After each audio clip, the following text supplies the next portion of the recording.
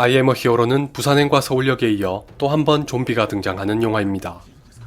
여러분도 잘 아시다시피 앞선 두 편의 국적이 우리나라라면 I am a hero는 일본입니다.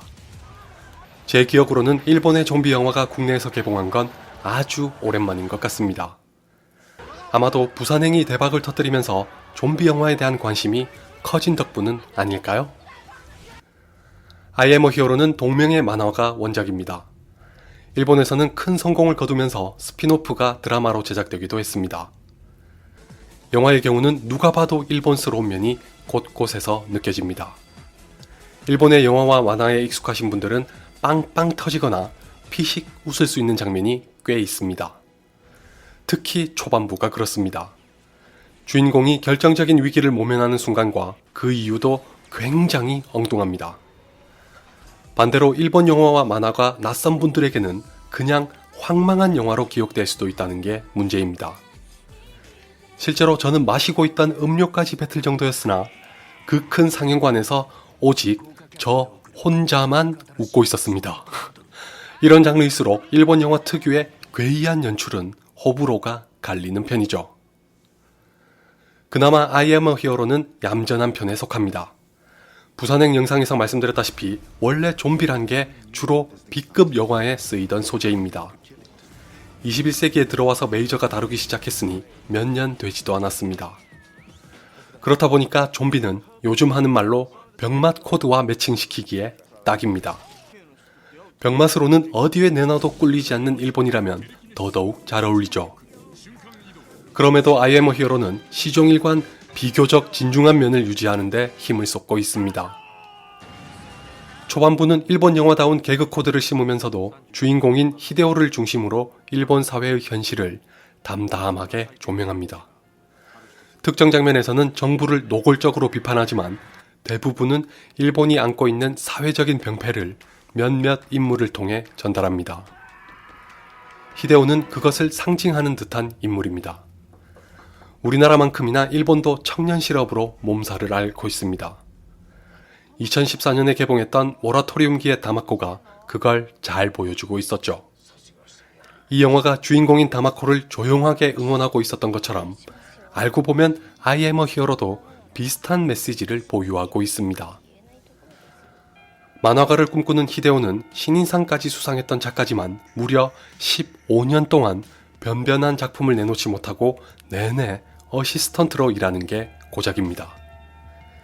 선배로부터는 실직자와 다름없다는 모욕을 당하고 그의 데뷔를 기다리던 여자친구도 일찌감치 지쳤습니다. 그 와중에 좀비가 나타나기 시작하면서 히데오도 궁지에 몰립니다. 간신히 살아남게 되면서 한 여고생과 동행하지만 좀비가 나타나기 전이나 후나 지질이 궁상이라는 건 달라진 게 없습니다. 당연히 영화가 내내 이런 이야기로 진행되진 않습니다. 제목만 봐도 알 수 있죠. 그러니까 I am a hero는 소심하고 무능력하기 짝이 없던 히데오가 자신의 이름값을 제대로 해내면서 영웅으로 거듭나는 과정을 담은 영화입니다. 그렇다고 해서 지나치게 과장하거나 드라마틱하게 그리진 않는다는 것이 이 영화의 장점입니다. 오히려 일본 영화 치고는 얌전하고 현실적으로 그려내고 있습니다. 그렇기 때문에 중간중간 심심하다고 느껴지기도 하지만 좀비가 등장하는 장면에서만큼은 강한 공포와 스릴을 자아냅니다. 덕분에 좀비다운 좀비를 볼 수 있습니다. 일단 일본 영화답게 좀비의 특수 분장이 기발하고 괴기합니다.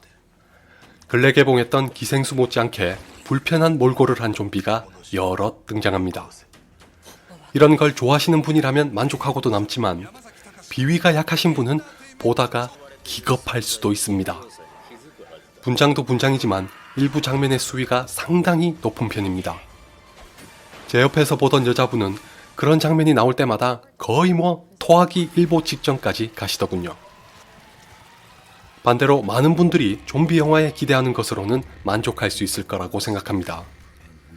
솔직히 좀비 영화라면 조금 잔인하고 끔찍해도 모름지기 이래야 합니다.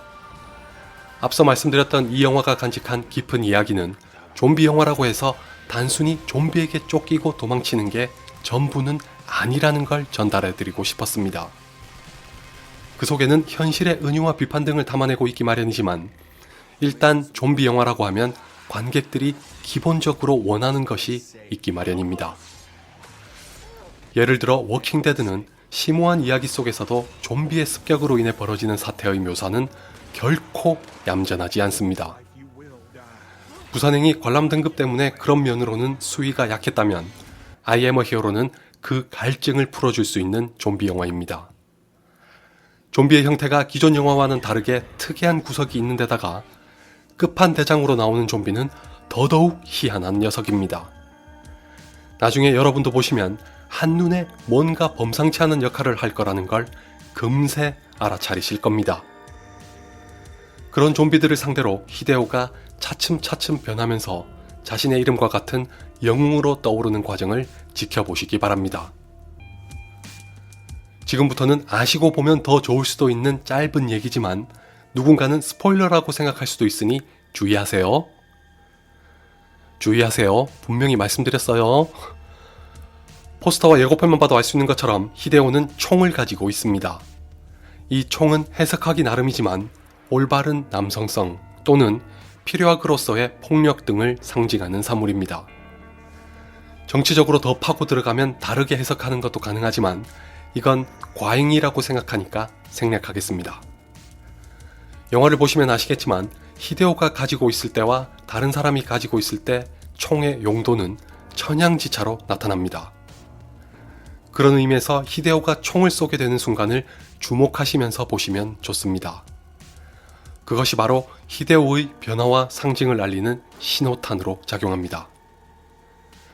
아울러 I am a hero가 결국 무엇을 보여주려고 하는지, 그리고 히데오는 어떤 사람에서 어떤 사람으로 바뀔지는 초반의 몇 가지 대사를 통해 나타납니다.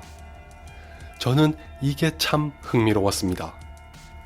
TV에서 나오는 대사와 히데오가 주변 사람들과 나누는 대화를 유심히 들어보시면 이 영화를 이해하시는데 큰 도움이 될 거라고 생각합니다.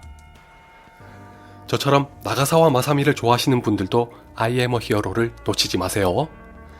당연한 얘기지만 여전히 예쁘더이다.